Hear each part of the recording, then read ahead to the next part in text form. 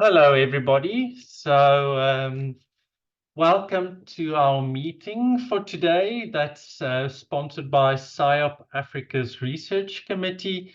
Today, I'm very proud to introduce somebody that is very important to our continent, Dr. Vivian Paintsil.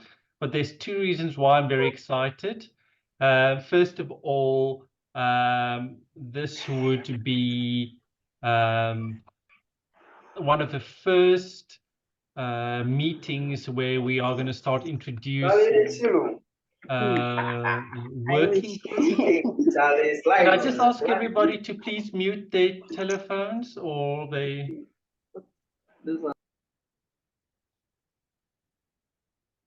So one of the first working groups that we're going to start to see if we can put together a whole continent of people working on a single tumor. But the real reason why I'm so excited is that Vivian and I trained together, and I know what a phenomenal person she is.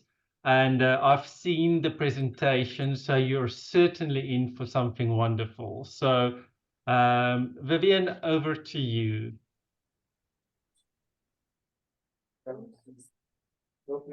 Thank you, Jack.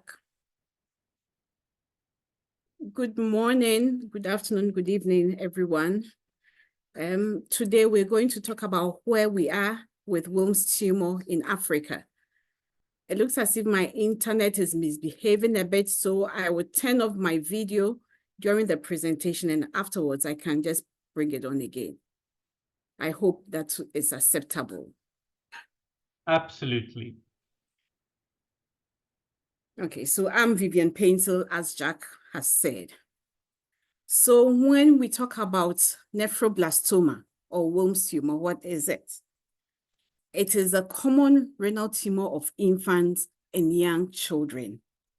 And most of the time, Wilms tumor is classified as one of the embryonal tumors of childhood due to its histological mimicry of the stages in nephrogenesis and its early age of onset.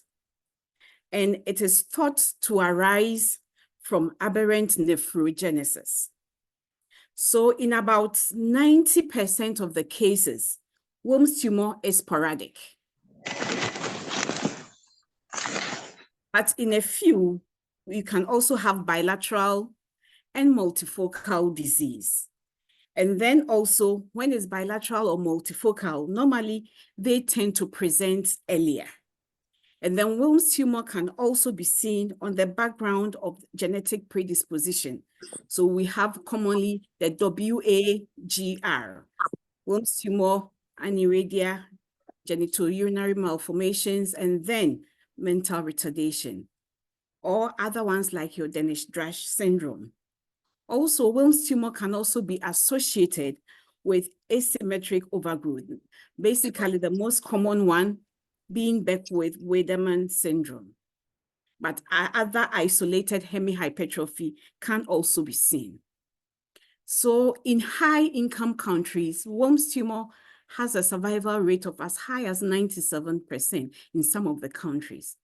But if you come to the low and middle income countries, we can see that survival is between 11 to 56.5%, especially in Africa. And Wilms tumor mostly has the highest incidence, but the lowest survival in low and middle income countries. And so this is a cause for all of us to come together so that we can have an increase and an improvement in our survival for the patients that we see. And so let's go briefly through the pathogenesis of Wilms tumor. Normally, when you have a normal development, you expect that you get a normal kidney out of it. But at times, you can also have abnormal proliferation of your metanephric blastema without normal differentiation into the tubules and then the glomeruli. And mostly that is what is thought to lead to Wilms tumor. And a number of genetic aberrations also have been implicated in the pathogenesis. So inactivating mutations of the WT1, okay, gene, or the loss of imprinting of genes of the at the WT2, also predisposed to these abnormal persistence of what we call the nephrogenic rest. And nephrogenic rest can also get additional genetic events that mostly convert them to the Wilms tumor. And Wilms tumor also can undergo subsequent genetic events, so such as the p53 inactivation, and then also the loss of heterozygosity at chromosome 16q and then at 1p. Okay, and these affect the behavior that these tumors normally have, making them at times a bit more malignant, and then increases the progression of these malignancies. So if we are talking about childhood cancer rates, North America and Europe, mostly for that, you can see that renal tumors consist for about around like the number 9. If you look at this graph that is here, renal tumors is the number 9 here. But if you look at in Africa, Wilms tumor is among the top 5 childhood cancer that we see. And mostly it contributes to a greater percentage, between 5.9% to 12% of the cases that are seen, meaning that it is something that we possibly need to invest in so that we can get a good outcome. And so looking at those, the incidence of renal tumors according to the geographical areas, studies have found that there is a wide Studies have found that there is a wide variation in incidence between the regions or the ethnicities.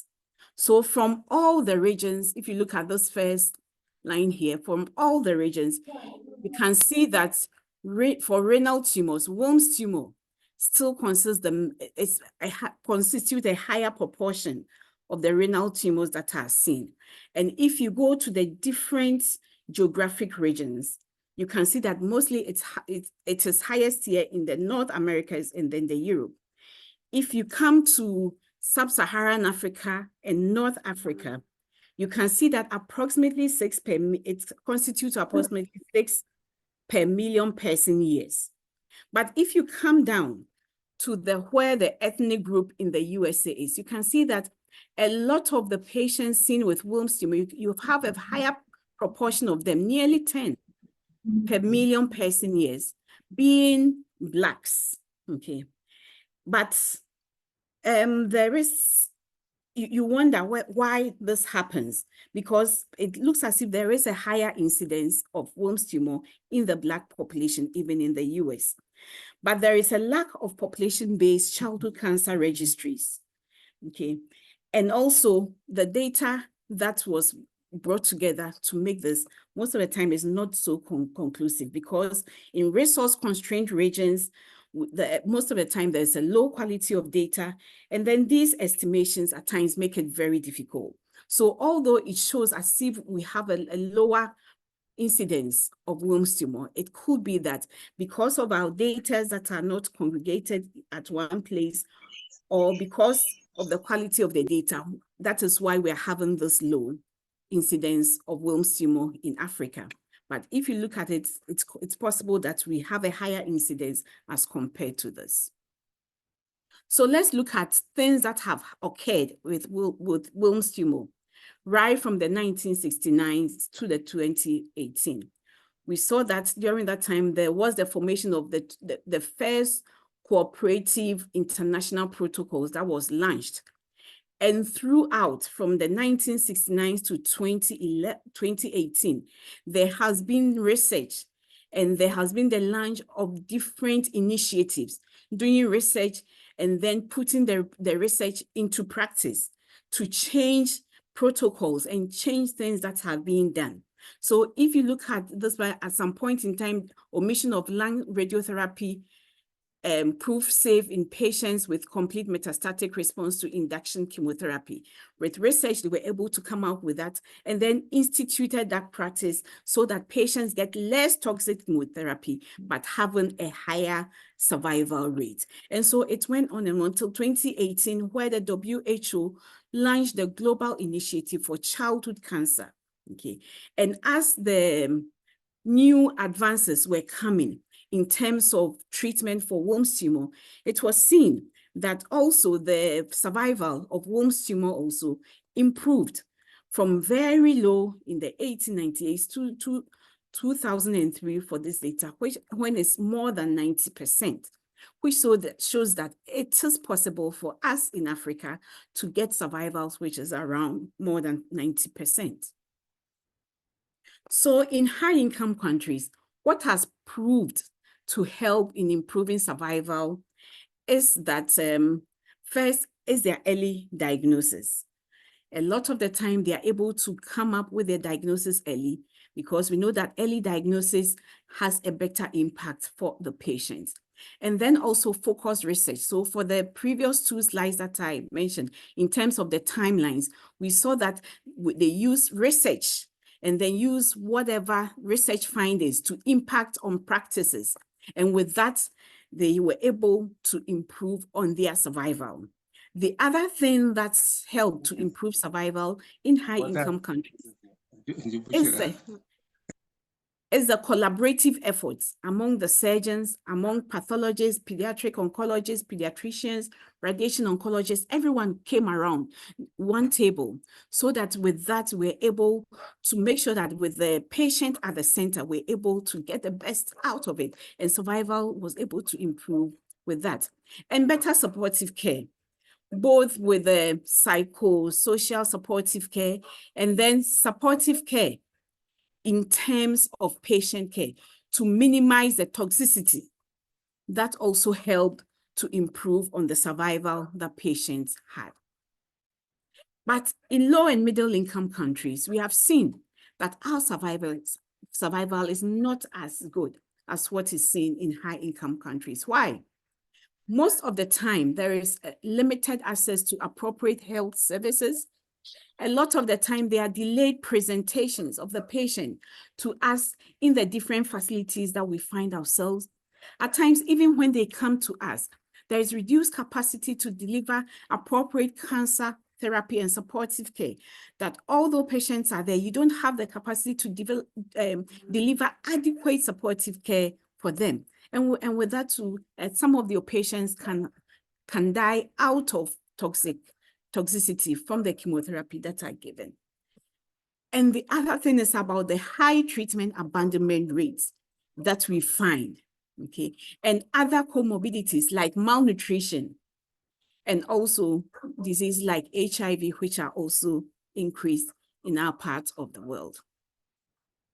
So with the WHO initiative, the Global Initiative for Childhood Cancer has a priority on common high impact initiatives.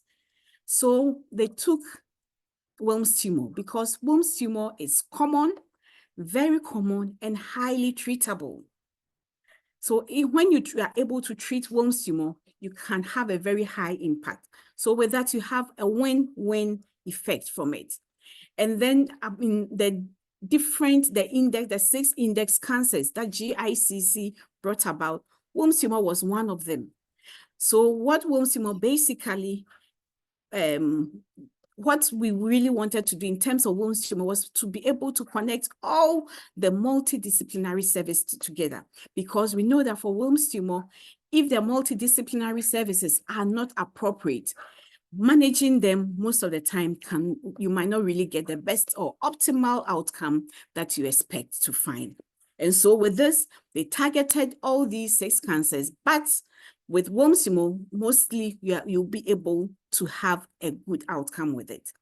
And when we are able to manage these cancers appropriately, mostly it helps so that we are able to advance all the childhood cancer services that we have. And then also it helps so that to strengthen all our systems, our health systems that we have in our parts of the world. So the Pediatric Oncology International Network for Training and Education, POINT, did some mapping of cancer centers in Africa. And these are the results that were found. That in a lot of our countries, we had the availability continually of chemotherapy. So if you look at the graph here, a lot of them were in this deeper shade, okay, which means that chemotherapy was available continually. But a few of them had intermittent availability of chemotherapy.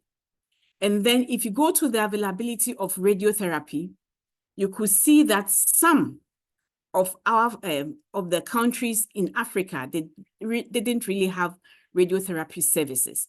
And so you can see that in the pinkish shade, and then the red shade was where you will find that there are radiotherapy services available. And then for pediatric surgery services, we can see that there are pediatric surgeons available, okay? And so if there are pediatric surgeons available, if there is availability of chemotherapy, then we can be able to manage Wilms tumor appropriately. And then in the chart for the D, you can see that it's only 2 countries that doesn't have a trained pediatric oncologist. All the other countries in Africa have a trained pediatric oncologist, which means that all of us can come together to be able to make that impact that we really want. And so with this paper by Train Israels et al., it showed the minimal requirements for treatment of Wilms tumor with curative intent. So in your facility, if you have these, then it shows that you are ready to treat a patient with Wilms tumor. That is, you have to have your basic laboratory services, which is your full blood count, and then you should be able to do a film so that you can check for your malaria parasites. You should be able to do your stool and urine microscopy, and then the HIV testing also. And then in terms of your imaging, the minimum is for you to be able to do ultrasonography. If you have facilities for CT scans, MRI, that is an added on. But for Wilms tumor, even with ultrasonography, you should be able to start treating your patients. And then you should be able to do your chest X-ray, because at some point in time, you would want to check whether they are metastasis or not. And then you should be able to get an appropriately trained surgeon, okay, to undertake the surgery that you need for the patients. And then the chemotherapeutic drugs should also be available: vincristine, actinomycin D, and doxorubicin. And you should also have the expertise to be able to safely administer these chemotherapeutic agents. Okay. And apart from all these, you need good supportive care, and then supportive care medications, safe blood transfusions. Pain medications are very important. And then you have to get adequate nurses who will also care for the patient. And on the other side also, you need a good psychosocial support for the patient, where, if possible, you should be able to give free medical treatment with a few social support for families who can't make it. Because with these interventions, we let the patients are sort of entreated, or we enable the parents to complete the treatment that the patient, that is given to the patient. So in that same paper, they gave some recommendations and priorities for general management, that when you want to manage a patient with Wilms tumor, these are what you need. That you have to ensure that you have morphine, and then you need to use the WHO pain ladder, which will help you to grade the pain that the patient have, and then give appropriate medication, analgesic as possible. And then you need to establish a dedicated palliative care team, a pediatric palliative care team. And the palliative care team will take care of the patients, even from beginning to the end, if there are issues at the end. And then you should be able to formulate and implement your local plan or your local protocol for management of febrile neutropenia. And we know that in our part of the world too, there are lots of malnutrition. So we should be able to implement nutritional assessments and also support our patients nutritionally. And as much as possible, advocate for us to get dedicated nurses for the childhood cancer ward, okay, and provide adequate training for them. And then also, if it's possible, provide free treatment for your patient, because that has been shown to reduce abandonment a lot. And the other social support services also need to be given to your patient, in addition to the counseling that you also have to give to your patient. And then, as I said before, ultrasonography can be the basic or the minimum that you need. And then you train your clinicians so that they can be able to use these machines to be able to diagnose the patients when they come. Last but not the least, we need to establish accurate patient registration system, because we know that if we don't have a good registration system, our data will be incorrect. If our data is incorrect, globally, we just present incorrect data, and then with that, our numbers are misrepresented, or it's lower as compared to what is happening on the ground. So before this presentation, I did a very short survey. I sent a short survey around. And what I wanted to see was to see from the different countries what was happening there in terms of Wilms tumor. A few people responded. So from those who responded, it showed that about 8.9% of the cancers that we see were Wilms tumor patients. And for them also, I saw that the percentage was as low as 2.5% in some countries, and the highest of Wilms tumors compared to the total number of cancer cases that we see was 30% in another country. And that can show a continent. And this survey also confirmed what was found in the points mapping, which showed that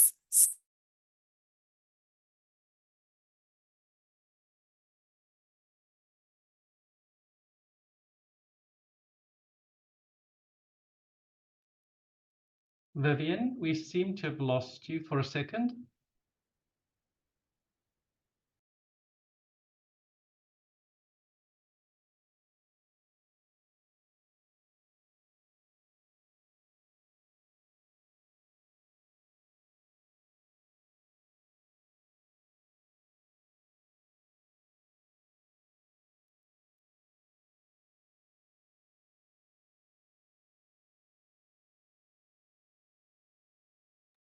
Vivian, are you hear still me there? now?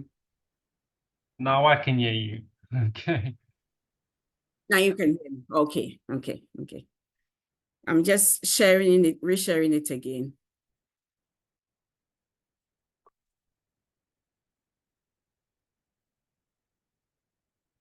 Okay.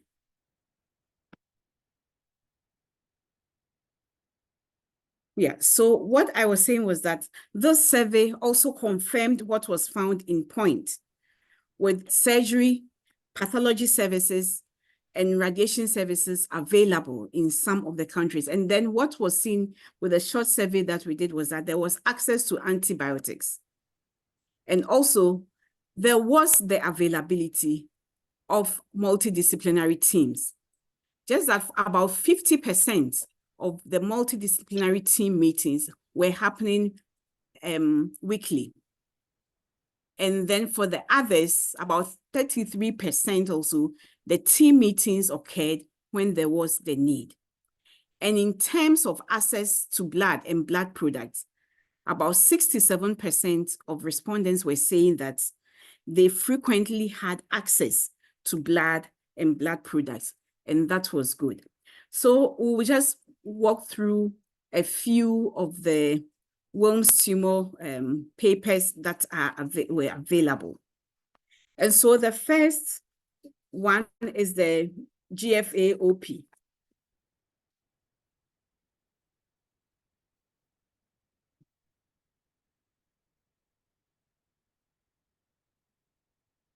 So So GFAOP is the French African Pediatric Oncology Group study.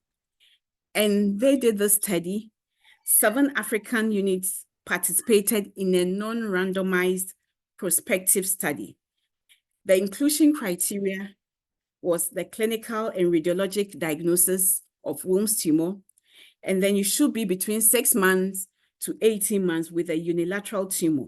So they excluded those who had unfavorable histology, and then if you had any tumor other than Wilms tumor, you were also excluded. And then for the stage 4 tumors, if it was not responding, they were also excluded from what they found. And then they used a SIOP protocol in managing their patients. So what they found out was that out of the 169 patients who had histologic confirmation, they had a 3-year overall survival of 72%. So that can be seen here. Okay. And then for localized disease, they had a 73% survival, overall survival for localized disease. When they use abandonment, okay, as an event for event-free survival, it reduced to 65%. But this is good, especially because you can see that the survival, and even for this, they didn't really have radiotherapy. So radiotherapy was not available. So they managed these patients with chemotherapy, and then they just followed them up. So that is what we found in those from GFAOP. So the other consortium that we will talk about is CanCare Africa. So CanCare Africa is a collaborative African network for childhood cancer care and research. And then what CanCare Africa does was that it implemented and adapted Wilms tumor treatment guidelines from the SIOP-PODC guidelines. And 6 centers in sub-Saharan Africa were part of this consortium.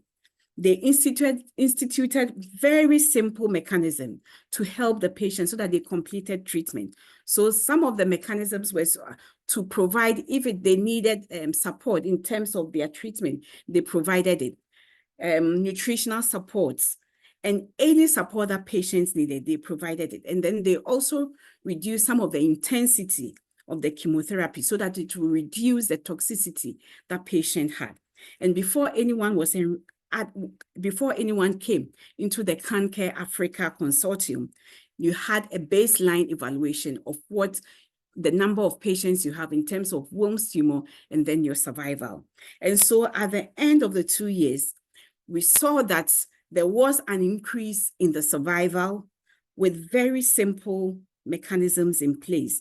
So those who were alive with no evidence of disease increased from 52% to about 68.5%, and that was significant, okay? And those who died also, I think they were possibly similar. And in terms of the event-free survival, we showed that they had an event-free survival of 57.6, okay? So the 2-year event-free survival was 57.6 when abandonment was censored. But when abandonment was used as an event, it reduced to 49.9. But there was an improvement in survival when they came together with all these minor or mechanisms that were put in place to help patients complete their treatment. The other thing is that abandonment also reduced in this study from 23% to 12%, and that too was also significant. But let's go to the rest of the country. Apart from these, Wilms tumor is found, like the report about Wilms tumor was also found in individual countries. So the first one is the one that was found in Uganda.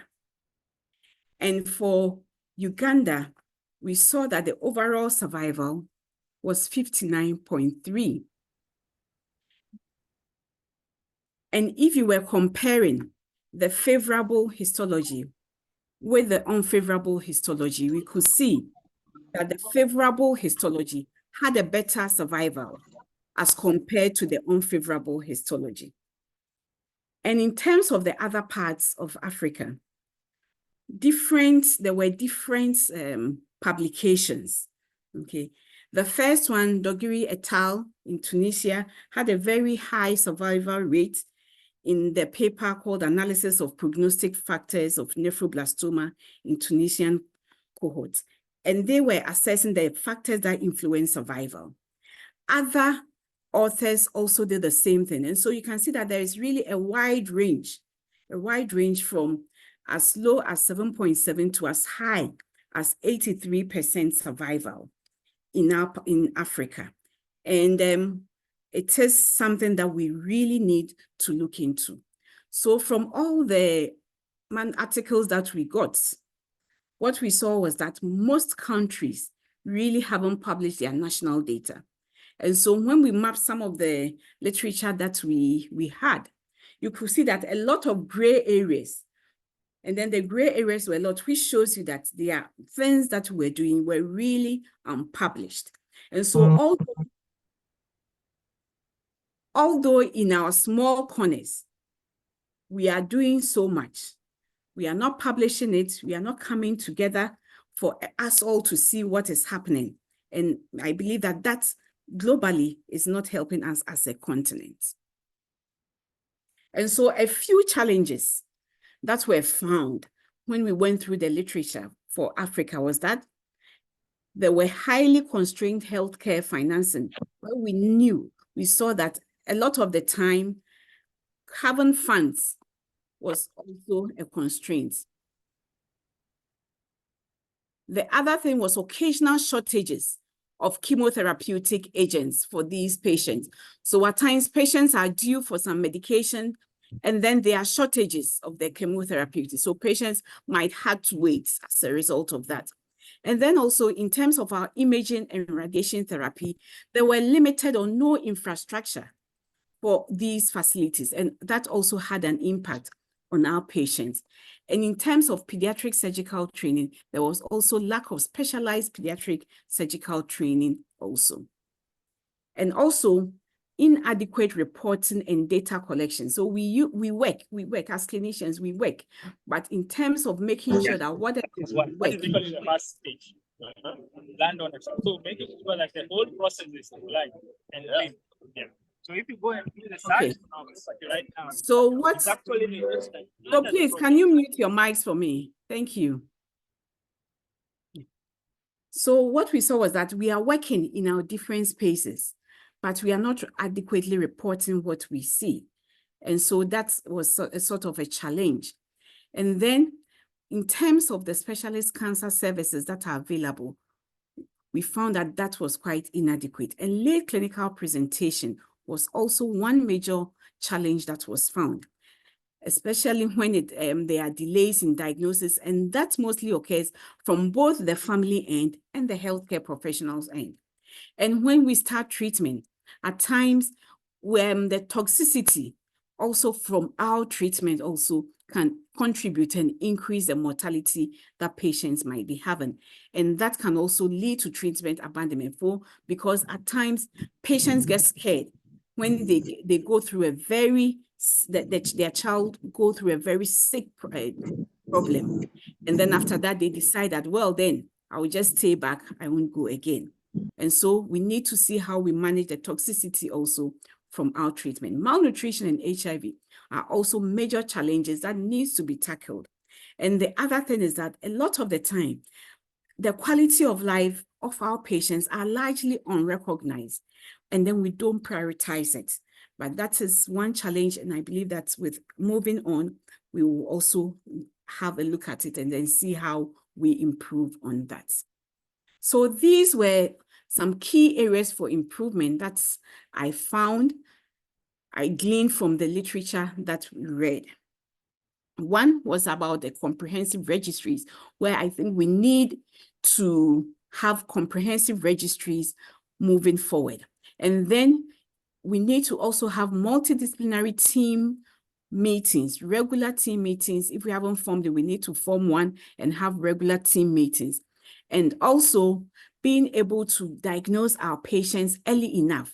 because we know that if we are able to pick them up early, patients can get a good outcome, and then the survival too can also increase. And this early diagnosis can be achieved through increasing our education among our primary health providers and then all our healthcare workers concerning the signs and symptoms, the early warning signs of Wilms tumor, signs and symptoms, and even how to diagnose it. And then not only healthcare professionals, but also parental education and about all the symptoms that they need to look about. And then the general public or populace in general, that we need to educate them and create and improve their awareness about Wilms tumor. And we also need to also improve the utilization of our adapted treatment guidelines or regimens, because a lot of our patients are frail, malnourished. And so if we decide to give them the big doses of chemotherapy, most of the time they will succumb to toxicity. And so we need to give regimens that these children can accommodate, and so that it will reduce the toxicity. And then patients can also get well, and as much as possible, also get nutritional rehabilitation programs for our patients. The family education program is also emphasized here, and then twinning programs is also needed. And to be able to answer locally relevant questions, we might also consider clinical trials and then look at some of the prognostic indicators or factors of Wilms tumor. And then we need to also prioritize our resources and focus on the curable clinical situations that we have. And as much as possible, have dedicated palliative care services for all our patients who come to us. And so there are a few recommendations. One major thing is that it is important for us to come together. We need to work together as a continent if we want to make an impact, because together we can advocate for our patients. We can form a regional working group which will solve pertinent questions for Wilms tumor that are really important for us as a region, as an African region. And then if we come together, I believe that together we will be able to accomplish more. And these are some possible research questions that we put together that I think that we can all discuss in the discussion questions. Because from all the review of the literature, one thing comes out very clear, that we understand the epidemiology. We know the barriers to care. We know it, but why is it that we still haven't been able to achieve good survival? Our incidences correct? Are there regional differences? I told you in the survey that I had initially, we had one country having like 2.5% of their patient population being Wilms tumor, whilst other places had around 30%. So are there regional differences in terms of all the epidemiology of Wilms tumor? That is something that we might need to study. But if we don't have tumor registries, then it becomes very difficult. So together, we can be able to do that. And in terms of the prognostic factors, we also have limited insight into that. Is the histology different among the different regions? Do we have more anaplasia in terms of the focal or diffuse, or do we have less? What prognostic factors make our Wilms tumor patients do worse, or if they are doing better? What is the chemotherapy response between the different regions? Are we adhering to the guidelines, especially for surgery, for radiotherapy? If not, what are the limitations and how can we impact it? Because with research, we should be able to bring out all these research findings that can be translated into practices and good practices, which will improve the outcome and the survival of our patients. So are we adhering to all these guidelines that have been written, looking at all the evidences that are available?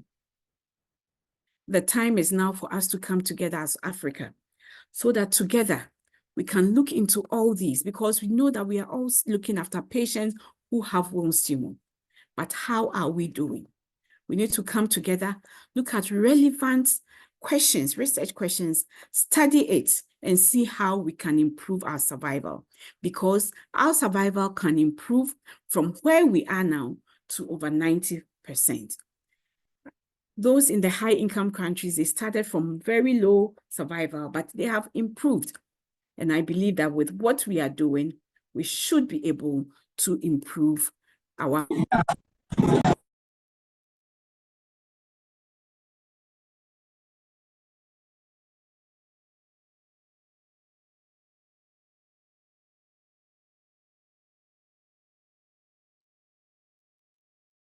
Vivian, you've just fallen away for a second.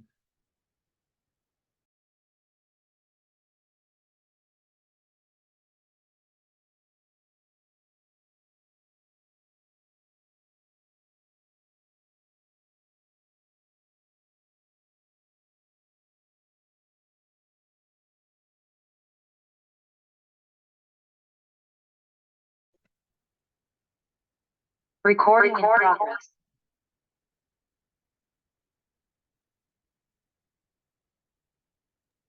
Are you there, Vivian?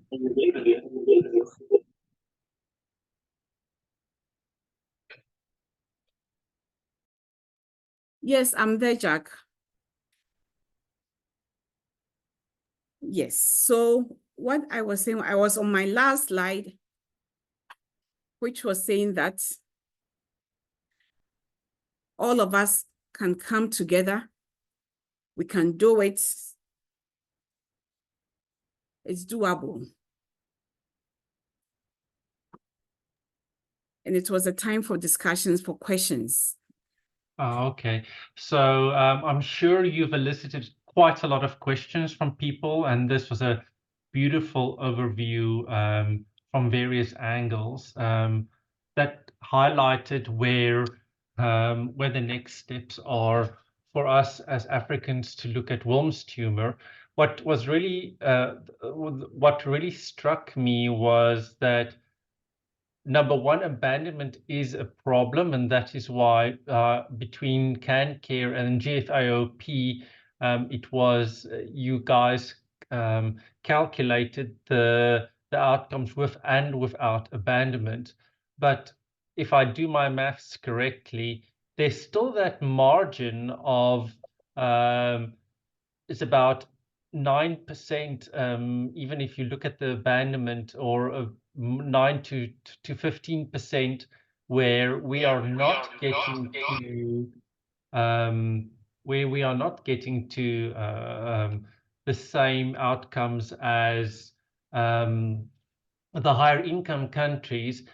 Yet when I look at the point map that you showed, in most regions, we do have all three modalities for treatment. So where do you think we are falling short between the abandonment and still having all three modalities of treatment to get to that higher income country kind of outcomes?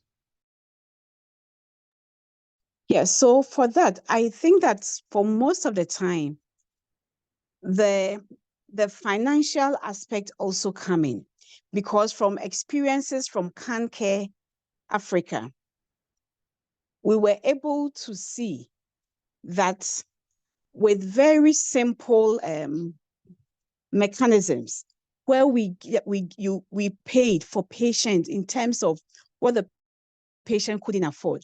If it's surgery, that was paid for patients. If it's investigations, that was done for patients. If it was chemotherapy, that was also bought for the patient.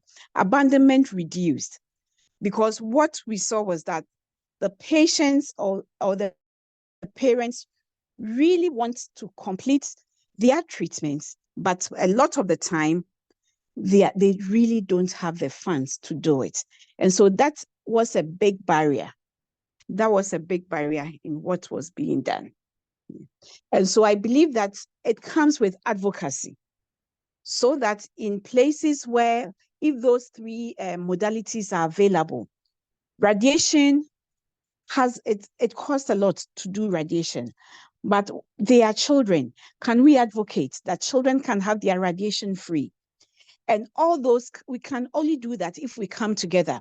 Possibly when the African Union are meeting, then we go and present our case there as SIOP Africa, as together. And then with that, our governments can come in and then they can institute that for us. But it will be with advocacy. That is what will help us so that we can be able to get there. Because if we don't advocate more, then we will still find ourselves where we are. But I think that if we advocate more, so that the things that they need are given them, lots of the patients will come. Thank you, and over. Thank you, Vivian. The other question I have, and this is a question that I've heard a lot lately, is in the experience of CanCare, did you adapt your chemotherapy according to the nutritional status of patients?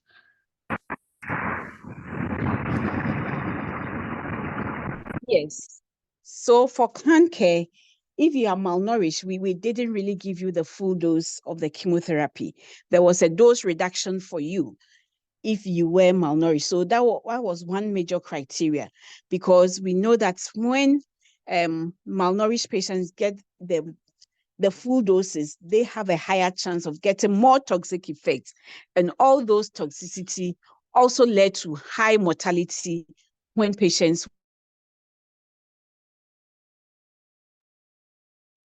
So there's a question in the chat, Vivian, where they ask if you, in Africa, if we when patients were from, a lot of the patients were able to.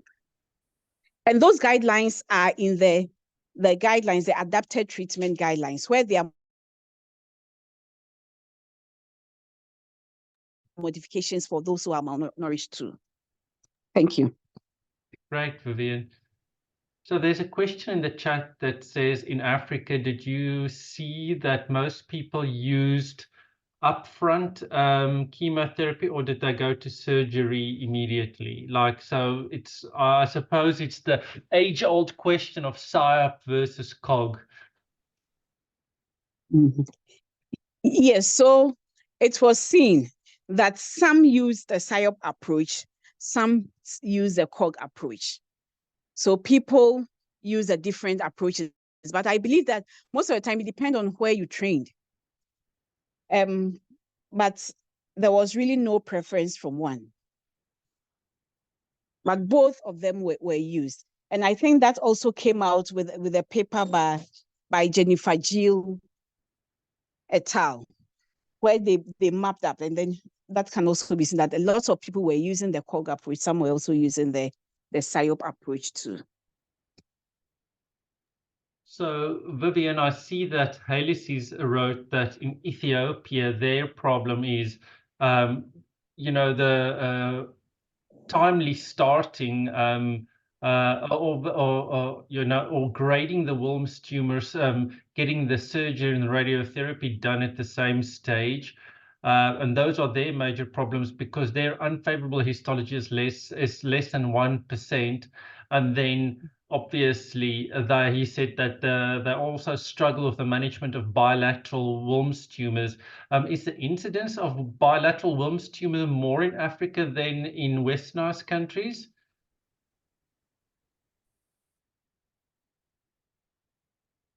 Well, in terms of in terms of that, one, using my experience in Ghana, I would say that for Kumasi, one thing that really helped me to make sure that I were able to coordinate our care for Wilms tumor is the multidisciplinary team meetings. And so with the weekly multidisciplinary team meetings, everyone was there. The surgeon was there, the radiation oncologist was there, the pediatric oncologist, social welfare, everyone was all around the table. And so when we are discussing the patient, each one is there. And when they are there, we all plan that this 2 weeks, this patient needs this. And so the surgeon will say that, okay, bring this patient at this time. If they need even any radiology, like any imaging, the radiologist too was there. And so we said that, okay, I will look at this patient now for you. And so with the MDT meeting, for me, one thing that I think that has helped is that it fast track whatever you are doing. And so with that, patients are able to get their care at the right time. And so if we are able to set up the MDT, possibly that might be a way to help. Okay. And then the other thing is possibly to advocate among all the peers, the different the team members, so that they can be there weekly. Even if they can't be there weekly, when there is a case of Wilms tumor being discussed, they should all be available so that we can come together, because with that, you get the things done faster for you. In terms of bilateral, whether we see it more often for the bilateral tumors, that I can't really comment much on it. If I use a Ghana experience, we don't really have lots of bilaterals. It's the unilaterals that we see a lot. And I think for most part, a lot of the Recording in progress. with a lot of the literature that I read, most of the time the unilateral is more common as compared to the bilateral disease. Okay. Thank you, Vivian. I have hogged you for long enough. Is there anybody else? If you would like to just raise your hands or just ask a question. Right, there's a hand. Let me just see who it is. I can't see who raised their hand. C'est moi. Jennifer. Go for it. I don't know if someone else is going to speak. Hi, it's Jennifer Giel. Vivian, thank you. That was a lovely presentation. Are you planning to do a systematic literature review for publication from all this work you've done? Jennifer, I'll think about it. I hadn't thought about that, honestly. You've done so much literature searching. You are now one of the recognized experts on Wilms tumor on the continent. I think that it would be a really good paper to write, because then it puts it all together and helps people guide their treatment.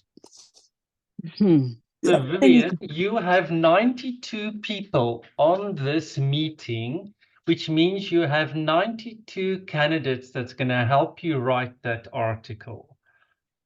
Yes, that's true. So I believe that we can all come together. We'll be able to do it. Yeah. So I will take the lead and then we'll all try and then we'll do it. Yeah, we'll support you. I think this has shown, I mean, you said it so many times in so many different ways, that we need large-scale regional collaboration. And maybe we should think about creating, like the SIOP umbrella protocol, a SIOP Africa umbrella protocol. Because some of the research questions that they ask there, we can't really answer in most countries. But for example, in South Africa, we're involved in 2 studies. So one is an NGS, next generation sequencing study, looking at novel mutations in the African population. And they've actually found some interesting mutations in patients with nephroblastoma. And the other one is a more molecular study, and it started in Cape Town, but they weren't recruiting enough patients. So they've extended it to Johannesburg. And maybe we should try and work out ways that we can transport samples across the continent, you know, get some research funding through large scale collaboration. Because one of the theories of that study is that African patients with Wilms tumor might have a more aggressive, there might be a subset with a more aggressive type of tumor that is less responsive to treatment. And I think Halesus was asking, what do you do with bulky disease that doesn't seem to respond to pre-operative chemo? So that's a question that could be answered in that kind of study. So, I mean, it's a very ambitious project that I'm proposing, but I think you've done so much work with CanCare, and the GFAOP group has also done amazing work. And now it might be time to take it to the next level, to really expand it. So that's my suggestion. Thank you, Jennifer. I think what you said is that's what we have to do. There are so many different questions that we really need to find answers to. And then I believe that with all of us, if we come together if we have a good collaboration, I think that we should be able to get that done. Thank you. And then in terms of this, the research that you're doing in Ghana too, we just started something called the Progress, also trying to sequence not only Wilms, but some of the other tumors that we have. Basically, our lymphomas and then some of our leukemias and other things. And so that is also in the pipeline. And that can also be something that we also, as a region, as a continent, should also be interested in, so that we are able to see what our tumor biology is like, and then see even what we are given. Is it really what is needed, or we will need to modify it? So they are all things that we need to brainstorm and then find all these research questions that we'll have to find answers to. Thank you, Jennifer. So the good news for everybody on this meeting is that Dr. Paintsil has agreed to start a Wilms tumor working group for the whole of Africa, where we develop research questions and see how we work together, not detracting from other groups doing great work. So we are going to start that under the umbrella of the SciUp Africa Research Committee. And Vivian, am I allowed to put your email address on the chat so that people who are interested can email you? Yes, you can do that. Please do. Okay. So Please everybody that's do. interested, please, you can email Dr. Paintsil, and her email is in the chat. And when you email her, you can say, I am interested in being part of this initiative. Share your ideas for research questions. The other thing is, if you're a pediatric oncologist, please bring your surgeon and your radio oncologist or your radiotherapist along. If you're a surgeon, bring your oncologist along. Your granny with cookies and tea is also welcome, but you bring your whole multidisciplinary team so that we can tackle this as a big group. So I'm very cognizant there's 2 minutes left. Is there anybody else that's got a burning question? Otherwise, you can direct all the questions to Dr. Paintsil. Don't see very big hands. Okay, so so Vivian, please expect 92 emails tonight in your box, and I'm very happy to help you go through them, and we will catch the email addresses that's coming up as well. But can I also just ask the people that are putting their email addresses to also just send an email to Dr. Paintsil? And in due time, we will start the first research meeting for Wilms tumor and get this going and show the world that we've got very special Wilms tumors in Africa. Vivian, this has been an amazing presentation, and I really hope that you take up Jennifer's suggestion of writing an article. Yes, Jack. Together we'll do it. Exactly. So thank you everybody else for being here, taking time to come and listen to us and be part of the team. And we'll catch you soon. Just in the pipeline for March, our presentation will be on adolescents and young adults. So expect another exciting presentation just like this, where we approach it from a practical point of view from Africa, so that we can see where we need to tackle the problems on our continent. So thanks a lot and good night to everybody. Thank you. Bye-bye, Vivian. Bye-bye.